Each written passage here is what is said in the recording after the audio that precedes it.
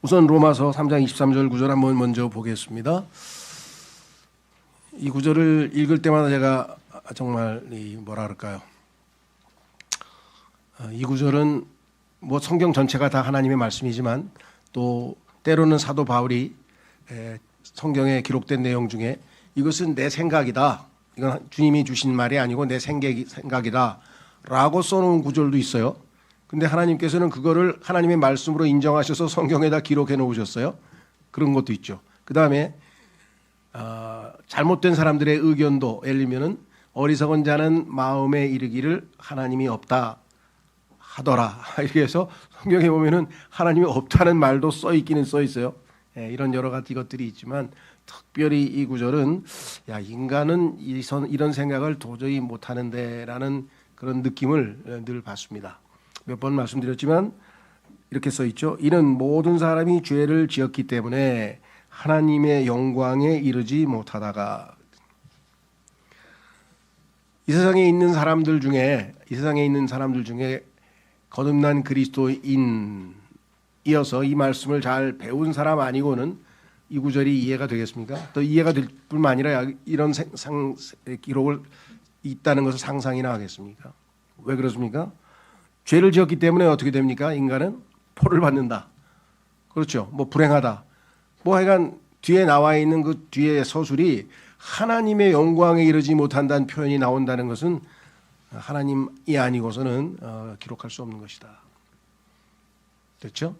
예. 우리는 아담이 죄를 짓고 숨어버렸을 때 하나님께서 찾아가셔서 그에게 아담아 네가 어디 있느냐 하고 이렇게 물어보셨죠? 예. 그것은 이 경찰관이나 무슨 형사가 범인 잡으러 간 게 아니고요. 그렇게 생각하시는 분들이 있는 것 같아요. 그건 아니고 아시다시피 이 말씀입니다. 나와 함께 즉 하나님의 영광에 언제든지 다가올 수 있었던 자가 이제 죄를 짓고 하나님과의 사이에 길이 벌어져서 틈이 나서 하나님의 영광에 이룰 수 없는 비참한 존재가 된 것에 대해서 하나님께서 탄식하시는 내용이겠죠. 자, 그래서 구원을 받은 사람은 성경에 보니까 하나님의 영광으로 부르심을 받았다 생각해 보셨어요? 대부분 사람들 구원받으면 어떻게 되니까 저도 야, 그 끔찍한 지옥의 형벌을 안 받게 됐구나.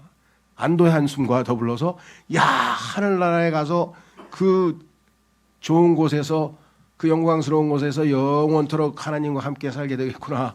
이런 생각을 우리가 하면서 너무너무 기쁘고 안심도 되고 하나님께 영광을 돌리고 성경에 보니까 하나님께서는 우리를 부르셨는데 구원은 하셔서 우리를 주님께로 부르셨는데 영광으로 부르셨다고 써 있습니다. 자, 베드로전서 5장 10절에 보면 그러나 모든 은혜의 하나님 곧 그리스도 예수를 통하여 그분의 영존하는 영광으로 우리를 부르신 분께서 그분의 영존하는 영광으로 우리를 부르신 분께서 너희가 잠깐 고통을 받은 뒤에는 너희를 완전하게 하시고 확실하게 세우시며 강건하게 하시고 너희를 정착시키시느니라. 우리가 받는 고통은 모두 이 궁극적 목적을 위한 과정이라고 성경에 말씀을 해 놓으셨죠. 자, 그러면 오늘 주보로 가보겠습니다. 제목은 예수님의 영원한 영광. 자주 다루기는 어려운 그런 테마인 것 같아요. 자, 그래도 오늘 예수님에 대해서 우리가 다양한 주제로 여태껏 공부를 했는데 그 중에서 한번 영광에 대해서 한번 다시 공부를 해보겠습니다. 요한복음에는 그리스도의 과거, 현재 그리고 미래의 영광이 7가지 방면에 걸쳐 게시되어 있습니다. 무엇보다도 우리는 이 주님의 영광에 동참하는 특권을 선물 받았음을 기뻐하고 감사드립니다. 또한 이 땅에서 주님께 영광 돌리는 삶을 살게 해 주신 거룩하신 뜻에 따라 살아가십시다. 그랬습니다. 자, 오늘 기억할 주님은 영광의 주님이신데요. 첫 번째, 그리스도의 영원전 영광은 사랑 안에서 계시되어 있습니다.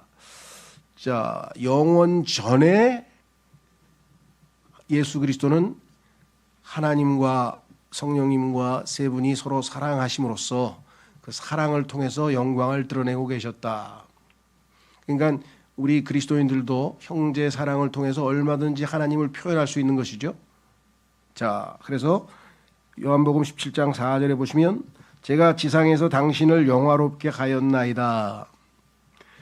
저는 당신께서 저에게 행하라고 주신 그 일을 완수하였나이다. 요한복음 17장은 아시다시피 예수님 제 십자가를 지시기 직전에 하나님께 사역을 다 완수했음을 하나님께 보고도 드리고 또 소위 말하면 기도도 하시고 제자 남아있게 될 제자들을 위해서 기도도 하시고, 그래서 우리가 일반적으로는 예수 그리스도의 대제사장적인 기도라 이렇게 보통 얘기를 하죠. 그래서 일반적으로 얘기하는 주기도문은 사실은 주기도문은 아니고 예수님이 그렇게 기도하신 게 아니라 그 주기도문은 제자들의 기도문이죠. 이렇게 기도하라고 가르쳐 주셔서 예수님의 기도가 아니고 제자들의 기도문이고, 성경에서 말씀하시는 주기도문이라고 할 때는 예수님의 기도는 여러 번 나오지만 그 중에서 핵심은 바로 요한복음 17장입니다. 5절 그리고 아버지요, 이제 당신께서는 세상이 있기 전에 제가 당신과 함께 지녔던 그 영광으로 당신 자신과 함께 저를 영화롭게 하소서. 이제 나는 아버지께서 나를 영광스럽게 할 상황이 되었습니다. 다 일을 마칩니다. 이제 아버지께로 돌아갑니다. 9절 제가 그들을 위하여 기도하나이다. 저는 세상을 위하여 기도하지 않고 오직 당신께서 제게 주신 자들을 위하여 기도하나이다. 이는 그들이 당신의 것이기 때문이니이다. 24절 아버지여, 저는 당신께서 제게 주신 그들 역시 제가 있는 곳에 저와 함께 있도록 하겠나이다. 그렇죠? 이 약속이 너무나 확고부동하다면 여러분들이 두려워할 이유가 없겠죠. 이는 그들로 하여금 당신께서 제게 주신 저의 영광을 보게 하려 함이니 당신께서 세상의 기초가 세워지기 전에 저를 사랑하셨기 때문이니이다. 그러니까요, 영광, 사랑, 거룩, 의로움 이런 모든 것들은 창조되기 전에 창세기 1장 1절 이전에 이미 존재했던 것들이었어요. 25절 오 의로우신 아버지여, 세상은 당신을 몰랐나이다. 그러나 저는 당신을 알았으며 이들은 당신께서 저를 보내신 것을 알았나이다. 그래서 이 세상에서 예수 그리스도가 하나님께서 보내신 사실을 알고 그분을 하나님의 아들로 신뢰하고 있는 사람들이 있는데 이 사람들을 위해서 내가 기도하겠습니다. 여러분과 제가 주님의 기도의 대상이 됐고, 로마서 8장에 보면은 우리를 위해서 중보하시는 예수 그리스도에 대해서 언급되어져 있죠. 자, 그래서 마태복음 11장 27절에 보면은 뭐라고 되어 있는가? 모든 것들이 나의 아버지께로부터 나에게 넘겨졌나이다. 그런즉 아무도 아들을 모르며 오직 아버지만 아시나이다. 또한 아들과 누구든지 아들이 그분을 계시할 자 외에는 어떤 사람도 아버지를 모르나이다. 이 세상에 있는 사람들은 모르겠습니다. 여러분들이 살고 있는 그 주변, 그죠? 직장이면 직장, 뭐 동네면 마을이면 마을, 아니면 뭐 학교면 학교, 자기가 처해 있는 그 지역에 여러분들을 알고 있는 사람들을 여러분들이 어떻게 알고 있는지 모르겠어요. 저 사람 뭐 보니까 뭐 별 볼 뭐 그냥 그러네 뭐, 아니면 여러분들이 어떻게 평가하고 있는지 모르지만 성경에서는 예수 그리스도께서 우리에게 아버지를 계시해 주셔서 우리가 하나님 아버지를 알고 있는 어마어마한 특권을 누리고 있다라고 하는 거죠. 그렇죠? 예. 자, 그래서 여기 보시면은 이제 사랑 안에서, 그렇죠? 아버지와 아들 사이에 주고받으신 그 사랑을 통해서 하나님의 영광의 하늘에 가득하게 이렇게 있었다라는 걸 알 수 있고요. 오늘 본문에 보니까 이 땅에도 이제 충만하다고 지금 이사야가 고백하고 있는 내용도 우리가 보게 됩니다. 결국은 주님께서 직접 다스릴 그 시대에는 아마 온 땅에 하나님의 영광이 가득 차겠죠. 지금도 사실은요, 하나님의 영광을 알아보는 사람이 있어요. 그러면 시편 19편 1편을 한번 보세요. 시편 19편 1편 한번 펴보겠습니다.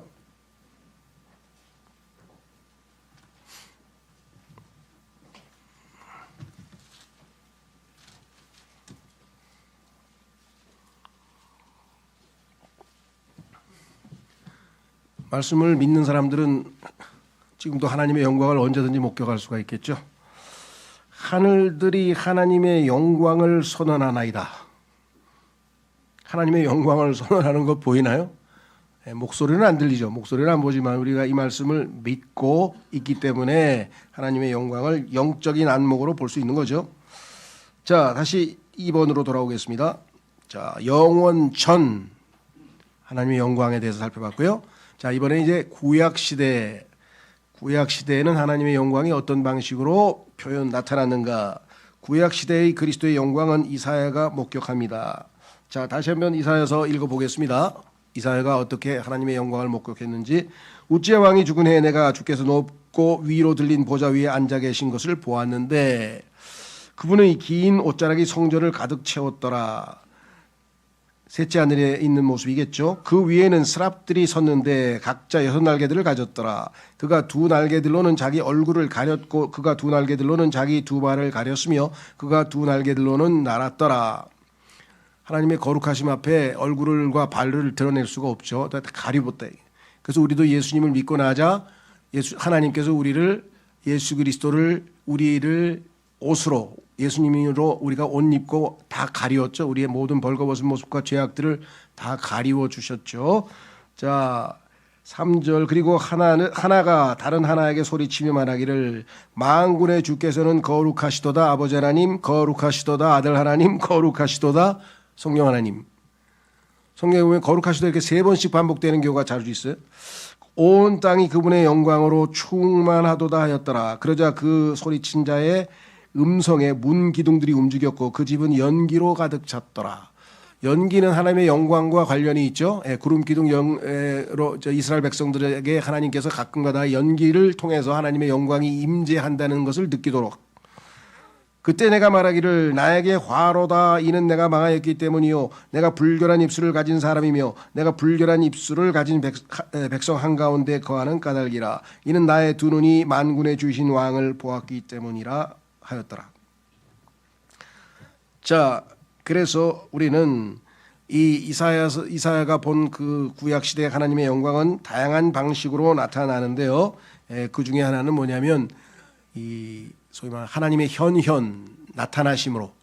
그래서 그 사사기에 보면은요 하나님의 나타나심 앞에 무릎 꿇고 엎드린 그 삼손의 아버지의 모습이 기록되어져 있습니다.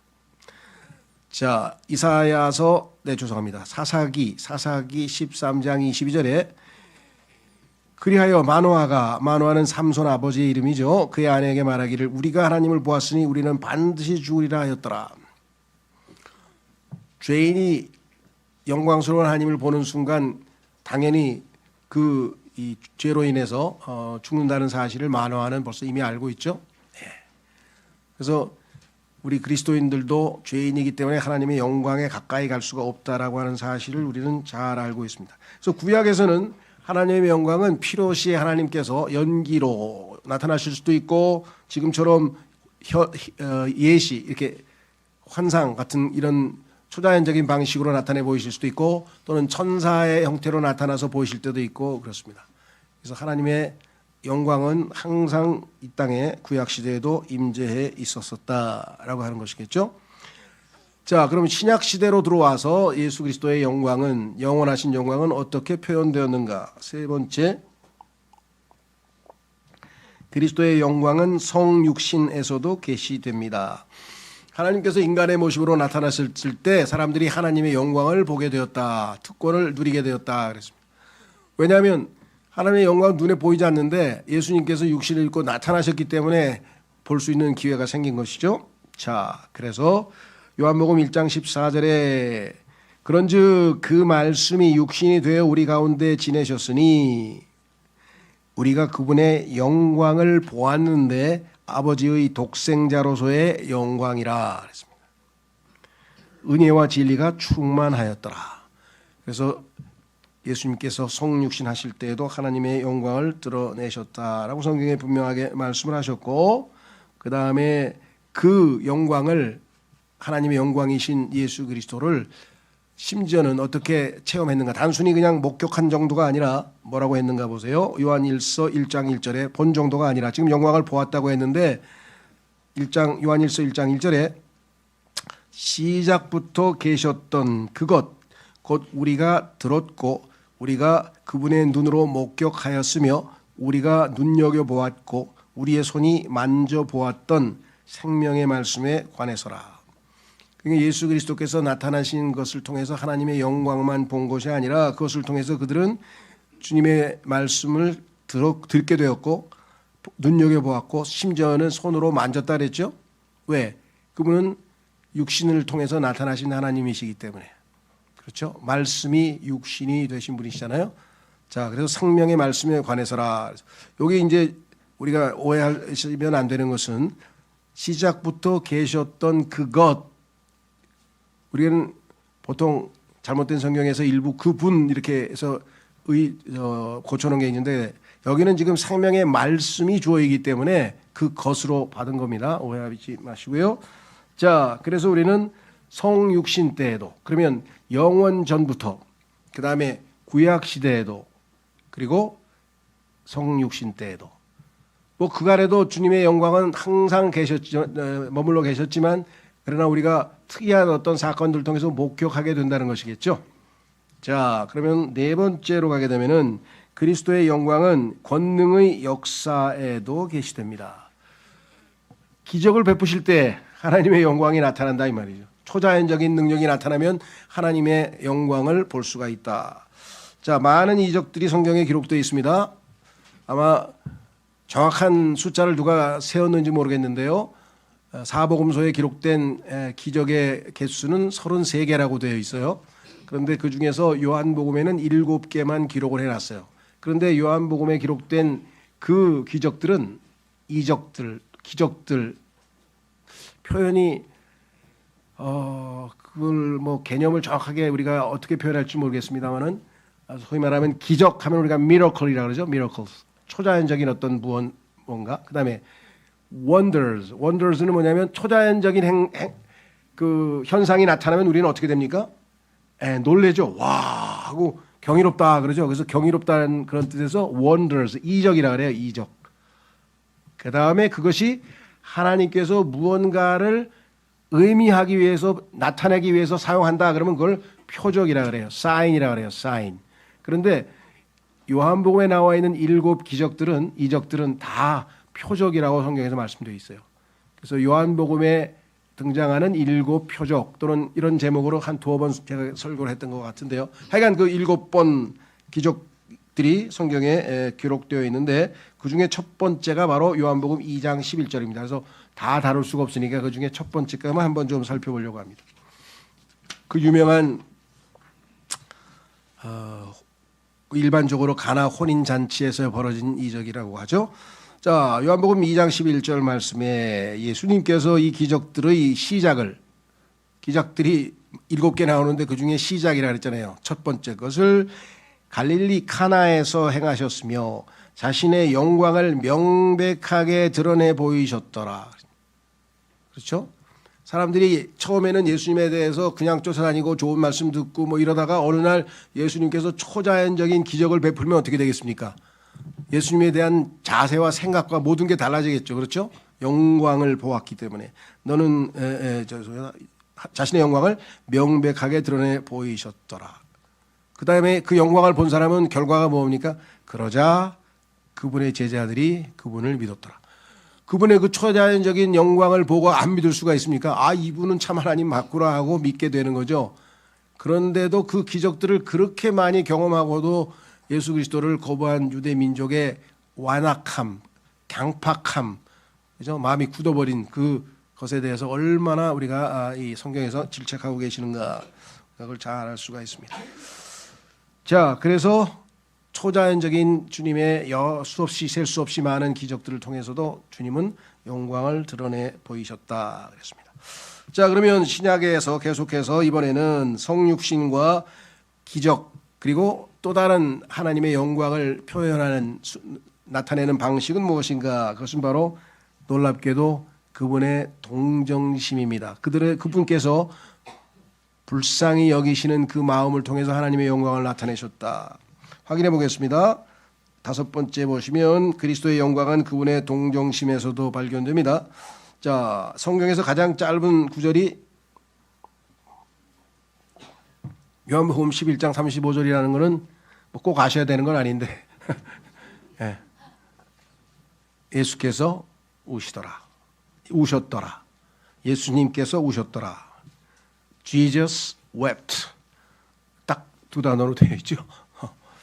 자, 놀라운 사실은 예수님께서 웃으셨더라는 말은 안 나와요, 성경에. 어떤 사람 그럼 진짜 안 웃으셨는가? 웃으셨겠죠. 근데 성경에는 안 써놓으셔서 하나님께서 왜? 예수님은 신약 시대에 오시는 게 뭐예요? 고난을 통해서 굴욕을 당하시고 뭐로 오셨기 때문에 슬픔의 사람으로 오셨다 그랬잖아요. 그렇기 때문에 예수 그리스도의 그 상징성을 나타내기 위해서 웃으셨겠지만 웃으셨다는 기록은 성경에 안 나와 있어요. 그러나 우셨다라고 하는 말은 분명히 나와 있고 단순히 나온 게 아니라 이 예수님의 우심은 우셨다는 얘기는 불쌍히 여겨서 그렇죠? 가엾게 여겨서 우셨는데 그 순간에 하나님의 영광이 드러났다고 성경이 말씀하셨습니다. 여러분들은 어떠세요? 여러분을 얼마나 가엾게 여기셨으면 불쌍히 여기셨으면 여러분을 위해서 자신의 생명을 내어주고 여러분들을 구원을 받게 하셨는가 자신의 생명을 내어주셨는가 그때 우리는 하나님의 영광을 목격하는 거죠. 기록도 하기를 요한복음 11장 35절에 예수님께서 우셨더라. 예. 그래서 그리스도인들도 좀 울어야 된다. 그래서 성도와 눈물에 대해서 제가 한번 두어 번 설교한 것 같아요. 눈물이 메마르신 분은 그 설교를 다시 들으시고 눈물약 넣지 마시고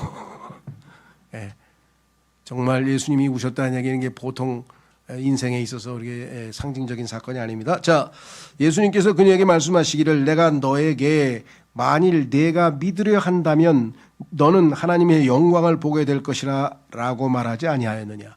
물론 기적과도 연관이 되죠. 왜? 죽은 자를 살리셨으니까. 그러니까 기적을 통해서 영광을 나타내신 거지만 그 동기가 뭐예요? 불쌍히 여기신 거예요. 가엾게 여기신 것이죠. 그래서 하나님의 영광은 그분의 성품 중에서도 이렇게 드러나 있다라고 하는 것을 우리가 확인해 보았습니다. 자, 여섯 번째 그리스도의 영광, 예수 그리스도의 영광은 예수님의 영광은 하나됨 속에서 계시됩니다. 자, 요한복음 17장 22절에 가면은 예수님께서 기도를 마무리하는 내용 중에 이런 내용이 있습니다. 요한복음 17장 22절 그리하여 당신께서 여기서 당신은 하나님이십니다. 아마 이 용어에 대해서도 이제 좀 왈가왈부하시는 분들이 좀 있는 것 같아요. 저는 뭐 적극 찬성입니다만은 일부 분들 중에는 하나님을 자꾸 당신이라 그러면 되겠습니까? 뭐 그런 분들이 좀 계세요. 근데 이 당신이란 말은 아시다시피 우리가 그 하대할 때 예를 들면 당신 같은 자가 무한다고 이럴 때 쓰는 게 있지만 당신께 없어는 하고 종교적인 차원에서 존칭 이거를 극존칭이라 그래요. 가장 존칭을 높일 때 당신께 없어는 이렇게 뭐 한용운 씨 같은 게 님께 없으면 뭐 이렇게 표현하는 식과 같은 거죠. 그래서 만약에 이 단어를 당신으로 하지 않고 영어 킹제임스 성경에는 당신으로 대명사로 써 있어요. 그럼 우리말로 번역할 때 당신이란 말을 피하려고 하니까 뭐라고 변해야 되겠어요? 영어로는 대명사로 되어 있는데 이걸 대명사를 찾을 수가 사실은 있죠. 당신이란 표현이 극존칭이 있는데도 편견을 가지고 당신은 이건 하대라고 생각하는 사람이 번역할 때 하나님을 당신이라고 할 수가 없다. 이게 번역. 그럼 마음에 꺼리낌이 있으니까 이거 어떻게 해요? 아버지라고 다 고쳤어. 실명사로. 난 이거는 아니라고 봅니다. 하나님께서 아버지라 그러면 당연히 father라고 아버지란 말을 집어넣지 왜 여기다가 대명사를 썼겠어요? 여기서 논쟁하려고 하는 건 아니니까 당신이란 말에 대해서 오해하지 마시고 극존칭입니다. 그래서 당신께서 제게 주신 영광을 제가 그들에게 주었나이다. 우리들에게 줬다는 거예요. 제자들에게. 이로써 우리가 하나인 것 같이 그들도 하나가 되게 하려는 것이옵니다. 영광을 주신 목적이 뭐예요? 아버지와 아들이 하나인 것처럼 그들도 뭐예요? 하나가 되게 하기 위해서 영광을 주셨다. 그러니까 그리스도인들이 주 예수 그리스도께서 안에서 하나가 되어서 성령께서 주신 하나됨을 힘써 지키는 그 모습에서 하나님의 영광을 볼 수가 있다는 거죠. 확인해 보겠습니다. 에베소서에 보면 이렇게 기록되어 있어요. 에베소서 4장 3절에 화평의 띠 안에서 성령의 하나 되게 하심을 지키도록 노력하라. 이미 우리는 성령께서 우리를 예수 그리스도의 몸 안으로 침례를 주셨다. 이렇게 성경에 기록되어 있죠. 고린도전서 12장 13절에 보면은 예수 그리스도를 믿는 순간에 이 땅에 있는 그 누구도 다 성령에 의하여 몸 안으로, 예수 그리스도의 몸 안으로, 몸된 교회, 예수 그리스도의 몸 안으로, into the body, 몸 안으로 침례 받는다고 성경에 기록되어 있죠. 그래서 우리가 예수님 안에서 하나 된 거잖아요. 그것을 우리가 힘써 지켜야 돼요. 왜? 여기 나와 있는 것처럼 주님께서 영광을 주셔서 우리로 하나 되도록 만드셨다고 성경에 분명하게 기록을 해 놓았습니다. 자, 그 다음에 마지막으로 7번째, 그리스도의 미래의 영광은 다시 오심으로 종결됩니다. 자, 지금까지는 교회 시대, 현 시대, 성육신부터 이 교회 시대에 살고 있는 우리에게 하나님의 예수 그리스도의 영광은 어떤 식으로 표출되고 나타나는가 지금 우리가 쭉 살펴봤죠. 그렇죠? 예. 근데 미래에도 예수 그리스도께서는 어떻게 했습니까? 영광스러운 나타나심, 예수 그리스도의 영광스러운 나타나심이라고 성경에 나와 있죠. 자, 확인해 보겠습니다. 요한복음 17장 24절에 주님 오실 때 어떤 일이 벌어지는가? 아버지여, 저는 당신께서 제게 주신 그들 역시 제가 있는 곳에 저와 함께 있도록 하겠나이다. 이는 그들로 하여금 당신께서 제게 주신 저의 영광을 보게 하려 하심. 예수님과 함께 있으면 예수님의 영광을 목격할 수 있겠죠. 당신께서 세상에 기초가 세우기 전에 저를 사랑하셨기 때문이다. 자, 아까는 사랑에 초점을 맞췄는데 이번에는 예수 그리스도께서 아버지로부터 받으신 그 영광을 우리에게도 함께 보여주시도록 하겠다는 약속의 말씀을 해주셨습니다. 자, 아까 말씀드린 것처럼 모든 사람이 죄를 범하였으므로 하나님의 영광에 미치지 못했는데, 그렇죠? 모든 사람이 죄를 지어서 하나님의 영광에 이르지도 못한 그런 상황에 있던 자들이 이제는 예수 그리스도와 함께 하나님의 영광을 마음껏 누릴 수 있는 그와 같은 존재가 된 것이에요. 그리스도인의 자존감은, 그렇죠? 뭘 교만하고 자신을 드러낸다는 게 아니라 우리가 갖게 되는 자존감은 다른 어떤 것이 아니라 하나님께서 우리에게 부여한 그러한 정체성입니다. 우리를 아들로 삼으시고 우리를 아들의 신부로 삼으시고, 그렇죠? 우리를 아들과 하나 되게 하시고 그 예수 그리스도를 통해서 우리가 누리게 되는 그 모든 것들이 우리를 영광에 동참하게 하고 영광스럽게 하는 것이죠. 계시록 4장 9절에 이렇게 써 있습니다. 그러자 그 짐승들이 그 보좌 위에 앉으신 분 곧 영원 무궁토록 사시는 분께 영광과 존귀와 감사들을 드릴 때, 영광과 존귀와 감사들을 드릴 때, 영원토록 영광 받으실 분이시죠. 계시록 5장 12절에도 그들이 큰 목소리로 말하기를 도살당하신 어린 양께서 권능과 부요함과 지혜와 힘과 존경과 영광과 찬양을 받으시기에 합당하시도다 하였더라. 자, 예수 그리스도의 영광스러우심은 우리가 이렇게 말씀 속에서 일부 아주 정말 거울에서 소위 말하면 유리 거울을 들여다보듯이 아주 희미하게 지금 보고 있죠. 정말 예수님을 얼굴과 얼굴을 맞대고 보는 순간에 그분의 영광에 그 무한 광대하심을 우리가 그때 가면 정말 훨씬 더 직접적으로 목격하게 되겠지만요.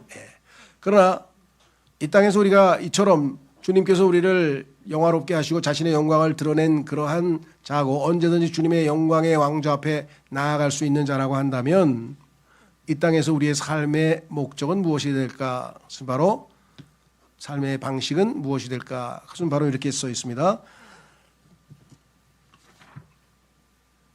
첫째 한번 찾아보겠습니다. 고린도전서 10장 31절. 고린도전서 10장 31절 여기 떴나요? 안 떴으면 찾아보십시오. 제가 고린도전서 10장 세 구절 찾고 마치겠습니다.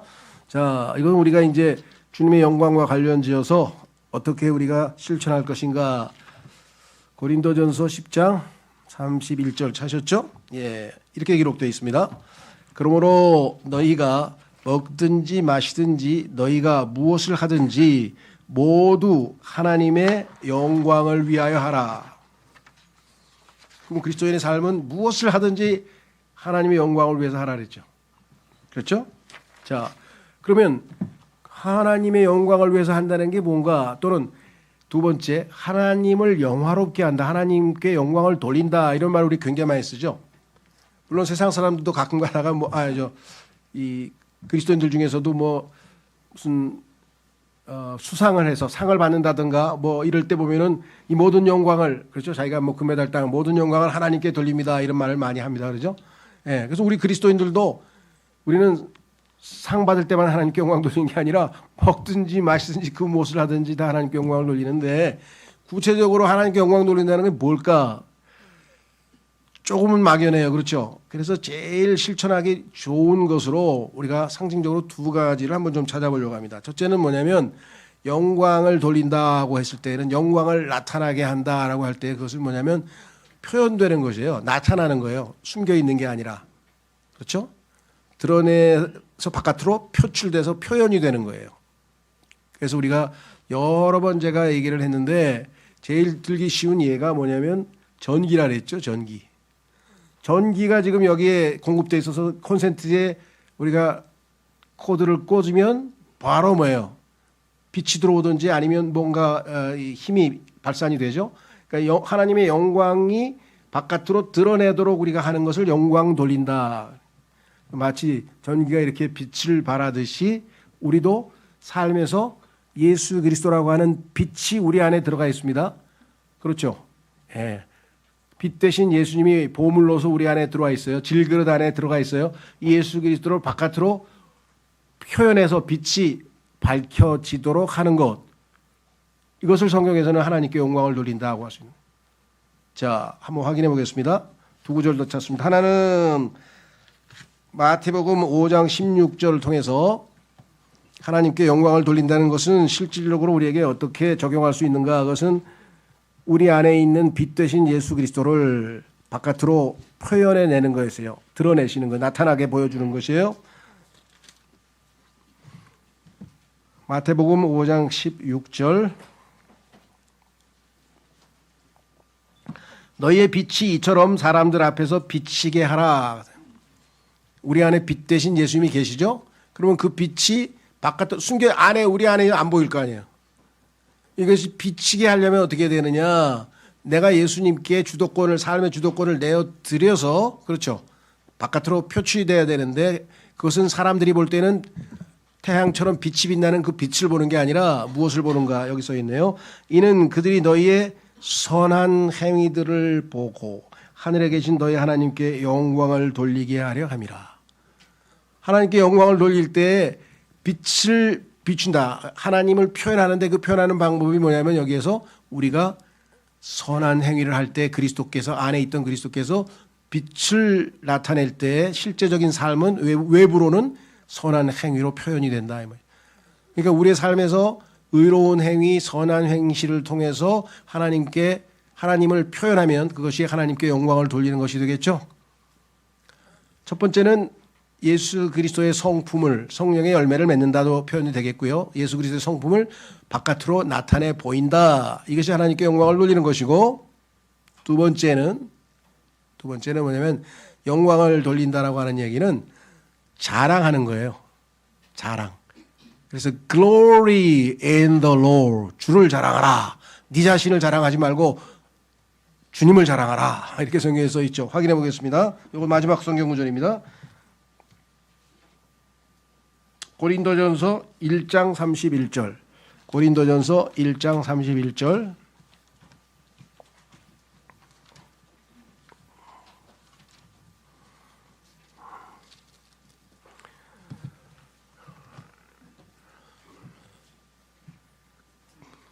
기록된 바와 같으니 자랑하는 자 그는 주를 자랑할지니라 하였도다. 여러분들은 누구를 자랑합니까? 애들은 이제 꼬마들은 누굴 자랑합니까? 자기 아버지 자랑하겠죠. 야, 우리 아버지 좋은 차 타는 벤츠 탄다. 우리 아버지 막 이제 경찰관이야 임마. 예? 우리 아버지 돈이 얼마나 많은 줄 알아? 우리 아버지 나하고 나한테 만날 선물 사다 주고 우리 아버지 말이야. 우리 아버지 그 아버지께 영광을 돌리는 거. 자기 아버지께 영광을 돌리는 거. 예, 우리는 누구야? 하나님을 자랑해야지. 하나님은 아버지는 누구신가? 나 같은 죄인을 사랑하셔서 자신의 아들을 내어주신 분이야. 사랑이 너무 많으셔.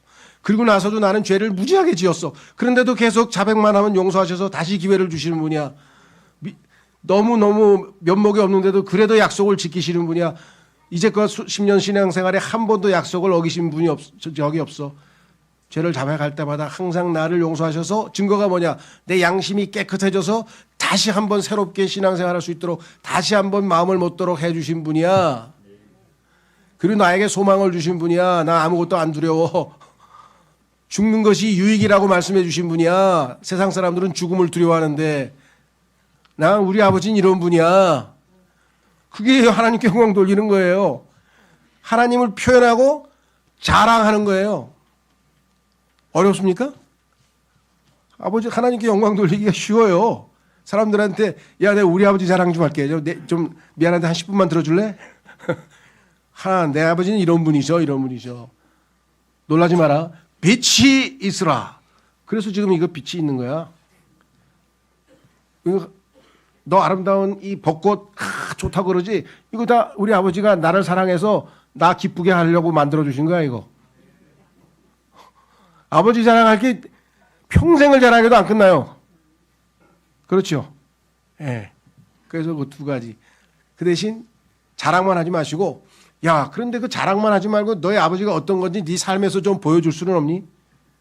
그걸 하셔야지. 표현을 해야지. 표현하고 자랑하고 이것이 하나님께 영광을 돌리는 실질적인 삶이다. 그렇죠? 물론 우리가 주님을 만나면 그리스도의 영광을 마음껏 누리게 되겠지만 세상 사람들은 하나님의 영광을 어디에서 볼 수가 있습니까? 바로 이것을 통해서 하나님의 영광을 맛볼 수가 있겠죠. 예, 오늘 주님 말씀 정리하면 예수 그리스도는 영원 전부터 영원까지 항상 영광스러운 분이시고 그분의 영광은 영원한 영광이시다. 우리가 그 영광에 기꺼이 동참할 수 있게 해주신 하나님께 감사드리고요. 이 시간 오늘 주님을 기억하겠습니다. 첫 번째 빵을 통해서 주님의 죽으심 그리고 잔을 통해서 주님의 피 흘리심 두 가지 기억하겠습니다.